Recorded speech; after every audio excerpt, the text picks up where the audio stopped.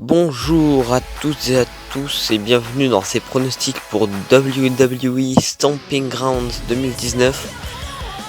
PPV qui me hype pas forcément vu le niveau de la WWE ces temps-ci, même si les matchs qu'il y a dedans, il y en a une grande partie qui me font envie de voir.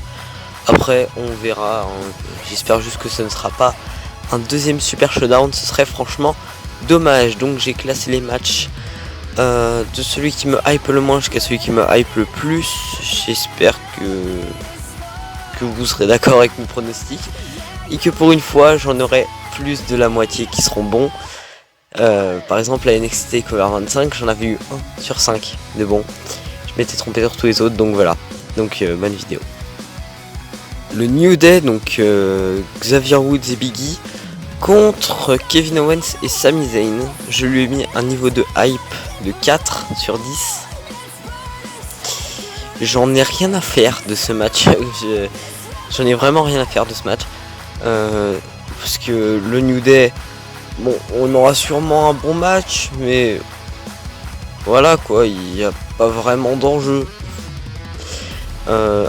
Surtout que Sami Zayn et Kevin Owens sont dans des tas de rivalités. Le New Day est dans des tas de rivalités. Bref, ce match a aucun foutu intérêt. J'espère qu'ils vont le mettre dans le kick-off. Parce que c'est un match que je n'ai pas forcément envie de voir. Mais bon, il y aura sûrement un bon match, mais sans plus. Et victoire de Kevin Owens et Sami Zayn. Je pense qu'ils vont gagner contre le New Day. Je pense que ce serait mieux de faire gagner Owens et Zayn. Becky Lynch contre Lacey Evans, match auquel j'ai mis la note de hype de 4.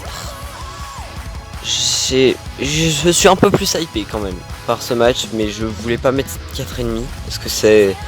Voilà, je préfère rester sur des chiffres ronds et je mettrai pas non plus 5. Parce que même si Becky Lynch est ma catcheuse préférée, la rivalité dure depuis un petit moment déjà. Et j'en peux plus, j'en peux clairement plus, j'ai envie de voir une autre rivalité pour Becky Lynch. Et puis même les Evans n'apportent pas grand chose à la rivalité qui patine un peu depuis quelques semaines. Oh bah victoire de Becky Lynch, hein, allez 10 minutes, là je donne 10 minutes à ce match. Victoire de Becky Lynch, à moins que la WWE veuille encore nous la mettre à l'envers et nous surprendre. Mal nous surprendre avec une victoire des Evans. Ce serait moyen quand même. Donc ouais, victoire de Becky Lynch, facile.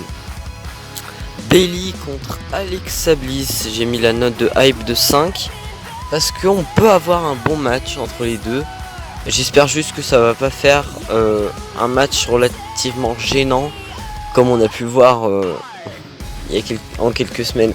Avec Alexa Bliss, c'était jamais vraiment brillant, avec des scénarios qui étaient pas excellents, comme l'histoire du café et du jean.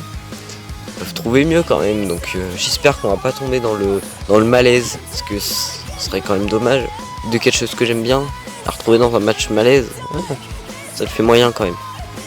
Donc ouais, victoire de Bayley, victoire de Bayley parce que ça fait pas longtemps qu'elle a remporté son titre et qu'il faut une championne de SmackDown combative, championne de SmackDown qu'on n'a pas eu par exemple avec Asuka, et une Becky Lynch qui était QRO, qui est jamais à SmackDown.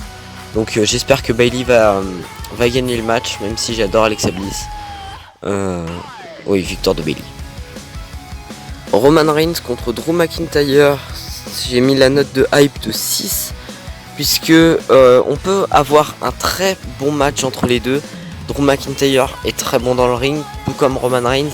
J'espère juste qu'ils vont bien builder le match, c'est ça qui me fait peur, c'est que le match soit mal buildé et que du coup on vive pas le match comme il faut le vivre.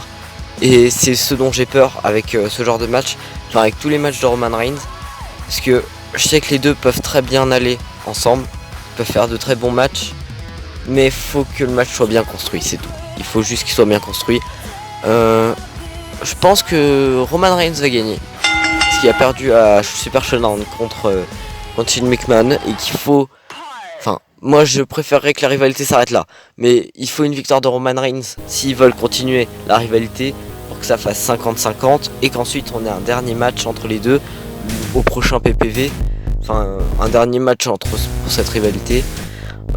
Donc victoire de Roman Reigns, pas facile, ça va. Je pense qu'on va avoir un bon match bien dur qui sera très indécis, mais victoire de Roman Reigns. Kofi Kingston contre Dolph Ziggler pour le titre de la WWE. J'ai mis la note de hype de 6 aussi, parce que je pense que les deux peuvent nous donner un match impressionnant en cage, puisque les deux pratiquent un peu le high fly, surtout Kofi Kingston. Donc on pourra avoir quelques spots intéressants. Les deux catcheurs vont bien ensemble. Après, j'aime pas trop les matchs en cage parce qu'on voit pas grand chose, on va pas se mentir. Après, oui, ce sera sans doute bien à voir, mais je vois pas vraiment de plus. Victoire de Kofi Kingston, encore. C'est pas que je commence à en avoir marre de Kofi champion, mais presque. Faudrait réanimer le truc parce que là, on est en train de perdre Kofi Kingston. La flamme, elle est en train de s'enlever, c'est dommage. Daniel Bryan et Eric Rowan, qui ne s'appelle plus que Rowan d'ailleurs, ça fait quelques années. Daniel Bryan et Rowan contre Ivy Machinery pour le titre par équipe de SmackDown. Daniel Bryan et Eric Rowan vont gagner. J'ai encore appelé Eric Rowan. Voilà. Bref, Daniel Bryan et Rowan vont gagner. Ça me semble totalement logique. Après, pourquoi pas continuer la rivalité pour donner le titre à Ivy Machinery dans 1, 2, 3 mois. Ça pourrait être intéressant, mais pour l'instant je pense qu'il faut continuer à montrer Daniel Bryan et Rowan comme des dominants, et c'est ce qu'il faut, même si c'est pas une vraie équipe certes, mais bon, après on sait jamais. J'ai mis la note de hype de 7 je crois, parce que Daniel Bryan peut vraiment faire du très beau catch. J'aime beaucoup la façon de catcher de Ivy Machinery, ils me font à chaque fois beaucoup rire, et j'aime beaucoup cette équipe qui est très divertissante dans le ring. Après, je compte vraiment pas sur Rowan du tout. Je compte pas sur Rowan. Il catch pas très bien, on va pas se mentir. Mais vraiment, Daniel Bryan et Ivy Machinery peut nous donner un bon match. Akira Tozawa contre Tony Nese contre Drew Gulak pour le titre Cruiserweight. Je vais pas passer beaucoup de temps là-dessus parce que je regarde pas tout au 5 Live, mais je pense que Akira Tozawa va gagner. J'ai mis une note de hype de 7 aussi parce que je peux m'attendre à un bon match, encore une fois. J'espère que Akira Tozawa va gagner parce qu'il avait fait 2 bons matchs contre Buddy Murphy, donc à Elimination Chamber en solo et dans le Fatal 4-Way à Royal Rumble. Donc je pense que Akira Tozawa va gagner, j'espère qu'il va gagner, parce qu'il le mérite franchement. Mais oui, après je vais juste apprécier le spectacle. J'ai mis une note de 7 parce que on peut s'attendre à un bon match assez impressionnant. C'est tout au 5 Live et voilà, j'espère que ce sera bien. Seth Rollins contre Baron Corbin pour le titre universel. J'ai mis une note de hype de 8. J'ai mis ce match, j'ai beaucoup de hype pour ce match parce que j'adore les deux catcheurs. Je pense qu'ils peuvent nous faire un bon match. Si Corbin produit autant de hits qu'il a produit à Super Showdown, ce serait vraiment parfait. Et pourquoi pas faire gagner Baron Corbin? Pourquoi pas faire gagner Baron Corbin pour le faire détester encore plus? Il a battu le Beast Slayer, il va se faire détester. Il faut le faire gagner, il faut faire gagner Baron Corbin. Pour moi, c'est ce qu'il faut dans cette rivalité. Et refaire gagner Seth Rollins un mois plus tard. Mais vraiment que Corbin se serve de ça pour se moquer du public, pour se moquer de Seth Rollins et pour se vanter, et ça serait excellent. Donc je pronostique encore une fois victoire de Baron Corbin.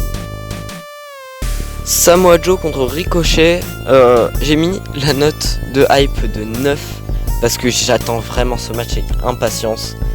J'aime beaucoup Samoa Joe qui produit de la hit comme jamais.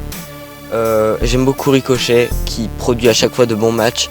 Et pourquoi pas voir gagner Ricochet qui a eu un très bon niveau à NXT mais qui s'est un peu cassé la tronche dans le roster principal parce qu'il était jamais, on le mettait pas en avant. Et donc là, le faire gagner le titre américain, ce serait une bonne idée. Et moi j'aimerais bien voir Ricochet gagner. Donc allez, je pronostique victoire de Ricochet, même si il y a de grandes chances que ce soit Samoa Joe qui remporte le match. Et donc c'est la fin de ces pronostics. J'ai juste une question pour la WWE. Où est passé Finn Balor et le titre intercontinental? Non, parce que ça fait 2 semaines qu'on l'a pas vu.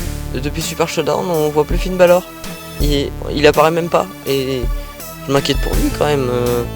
Savoir s'il est pas blessé, s'il est pas mort. On voit plus Finn Balor. Hein, ce serait quand même bien de revoir le titre intercontinental. De revoir un champion combatif. Parce que Finn Balor quand même. Hein. Bref. J'espère que ces pronostics pour Stomping Ground vous ont plu. Moi ça m'a plu de les faire parce que c'est un PPV que j'attends avec impatience pour rehausser le niveau de la WWE et réhyper les fans. Donc j'espère que vous prendrez du plaisir à regarder le PPV et on se retrouve bientôt pour une prochaine vidéo qui devrait bientôt sortir. Ciao.